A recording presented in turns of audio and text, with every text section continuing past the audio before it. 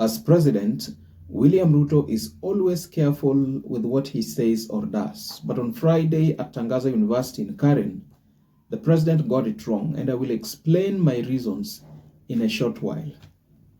I will play a 50 seconds video of what the president had said, and thereafter I will explain why I think his statement was one of the biggest blunders that the head of state had made towards the end of 2024. Please take a second or two to hit the like and subscribe button before we proceed.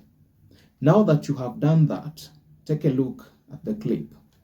But because you stand out, it is my request, because I have been to many denominations by virtue of the work I do. I've been to many churches, and I find that in some of the churches, in some of the denominations, they do not have as many qualified clergy.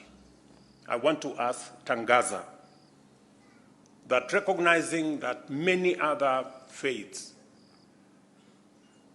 also believe in the Holy Catholic Church, that you also help train clergy for other churches so that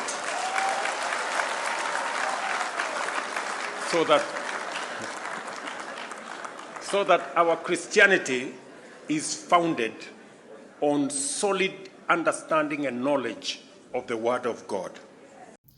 From my analysis, the president misled the nation in two different ways. Number one, President Ruto claims that he has been in many churches and denominations, and in those churches he hasn't found as many qualified clergy as is in the Catholic Church. The question is, what is the basis of the qualification of a clergy? What are the parameters that we can use to measure the degree of or the quality of the clergy?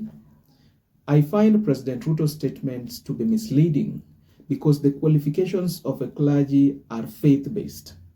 This is to say that as long as a congregation or a flock believes that the religious leader is ordained and approved of God, that in itself is enough of a qualification. There are ministers of the gospel and religious leaders who are extremely talented and passionate about God's work, including, but not limited to, service to humanity. And this has nothing to do with the qualifications that the president was talking about. Number two, President Ruto assumes that the Catholic Church can help train religious leaders from other denominations. A very good example is the Anglican Church. Now, this is essentially impossible in my opinion, because if one denomination could train the religious leaders of another denomination, then ideally there would be just one denomination in the country. Why do I say this? I say this because it is the differences in religious principles and understandings of biblical truths that has brought about the rise of several denominations that historically protested against the Roman Catholic Church.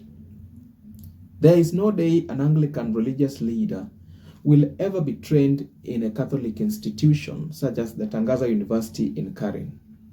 Likewise, you will never find an Adventist pastor receiving his pastoral training at the Catholic University of Eastern Africa, for example.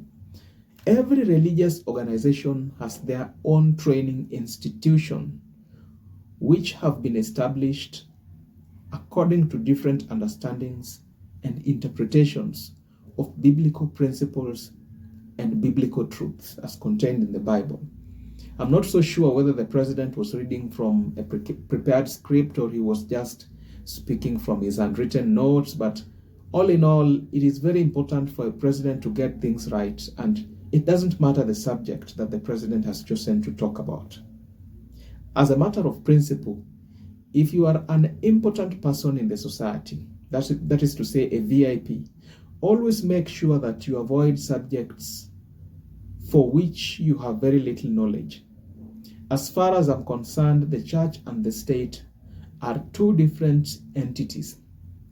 President Ruto should have no business in religious matters. Similarly, in my opinion, the church should have nothing to do with the state. It is not surprising to see that the church is continuously engaging itself in political matters under the shadow of, quote unquote, we cannot remain silent on issues that affect the general society. My honest opinion is that we are nearing the close of time, and that the reason why the wedding date for the church and the state is drawing nearer is because time is drawing nigh. I cannot forget to mention that the First Lady, Madam Rachel Ruto, is a lover of church. Now, that wasn't a slip of the tongue. I said it correctly. She loves church more than she loves the country, and that is where the problem is. Because she cannot talk about the economic atrocities that her husband has been perpetuating ever since he took office around 2 years ago. What am I saying? The love of church is in no way similar or equated to the love of humanity. The love of the former is nothing but hypocrisy, while the love of the latter is actually the love of Christ. Ladies and gentlemen, if you're watching me for the first time, please go ahead and hit the like and subscribe button.